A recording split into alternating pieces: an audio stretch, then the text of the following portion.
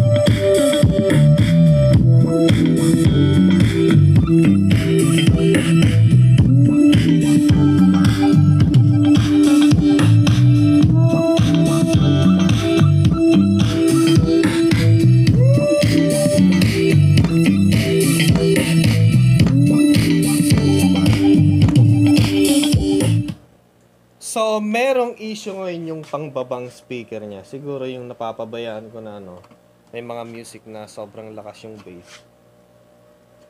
Parang sumasaldak siya. Ewan kung merong sayad yung kanyang speaker. So, yun ang disadvantage ng mga ganitong speaker pala. Tanggalin natin yung cover.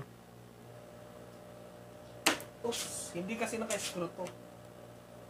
Parang nakapilit lang siya. Ayun o.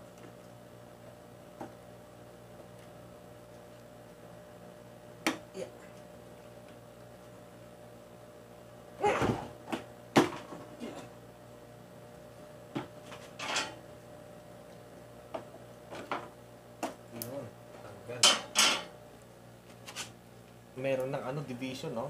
May naglagay ng buhangin.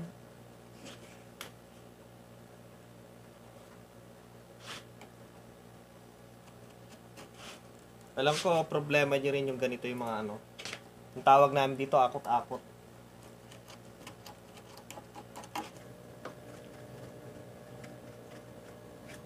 Ang mga DIYer kasi, risk taker yung mga yan. Either mapagastos ka ng husto, may mga sunog, speaker, filter, or yung amplifier. Pero okay lang yan kasi nga, basta masatisfied yung gusto ng katawang lupa nila. Ang galing! Ang galing! Okay yan, kahit mapagastos pa. Pero ang problema kasi kung hindi ka na satisfied sa resulta ng ginawa mo, kagaya dito, hindi ako satisfied sa tunog kasi nga, pag nasa harap ka, lutang yung kanyang tunog. Malambot yung tunog. Pero pagdating sa side, malakas yung bass. Pagdating sa likod, malakas yung bass. Kaya ang siguro ang setup, nakatalikod na lang. Parang yung ganda mong lalaki, nasa likod, wala sa harap. Ang galing! Ang galing! Parang sugal ika nga, hindi mo alam kung magandang resulta or hindi. Kaya kung ayaw mo yung ganon, sa mga fabricated na or yung mga ganitong klaseng speaker na. Marami na pamimilian dyan, mga branded na ganito. Ayan. JBL, baka naman.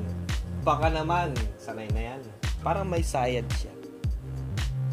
Ayan. Yun palang hirap sa speaker na ganito.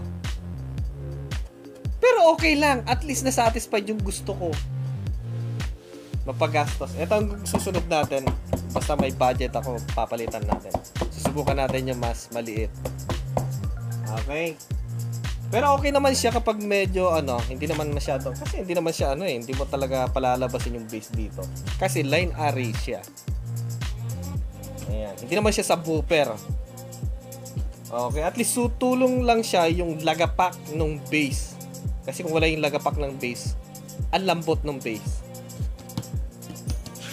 Sumasabay din yan pag yung kanyang tunog. Importante nun. Hindi lang puro bass. So, yun lang naging issue nito, yung speaker, parang So, I did not recommend this kind of brand of speaker. Yun. Boom! Kaya kung magbibuild kayo ng line array, mas maganda yung malalaki na. Mga D8, D9, D10, or D12. Pero pag ganito kasi kaliit, kahit sabihin natin ang lakas ng kanyang diaphragm, malakas yung kanyang bayo, yung gumagano na talaga siya. Mahina pa rin yung tunog. Yun yung disadvantage na maliit. Okay? Kahit sabihin na natin triple magnet yan, wala pa rin. Copyrighted yan.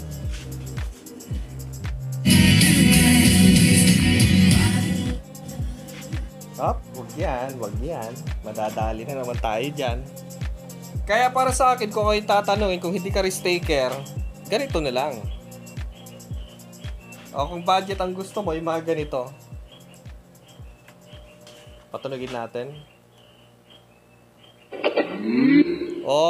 Bluetooth mode. Yun lang. Yun lang.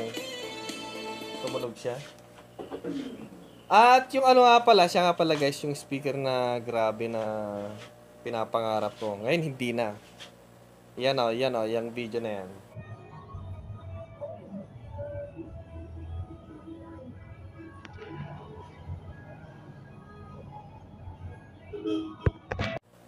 Nung una kasi talagang gustong-gusto ko siya.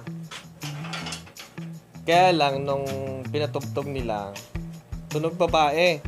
Sabi niya, the Bluetooth device is ready to pair. The Bluetooth device is this device. Ang galing! Ang galing!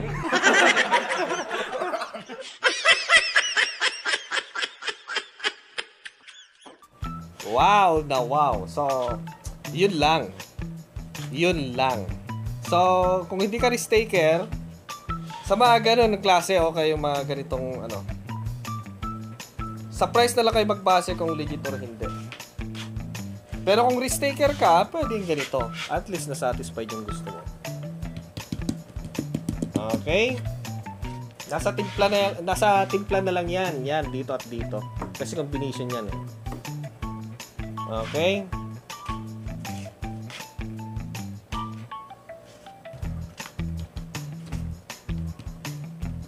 Pero okay pa siya. Okay na okay.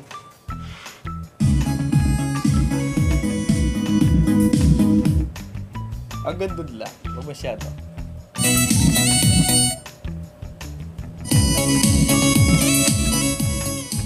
Yung bass niya meron din. Meron din guys. Kaya nga lang kasi binabawasan ko siya pag tinataas kasi nga not intended na lakasan mo yung bass kung nakataas. Hindi mo maririnig yan kung nakataas. Ang bass kasi dapat nasa baba lang. Dito. Yung mid-high pwede, nakataas. Mid-high. Mid-bass pala. Bawang dilasag.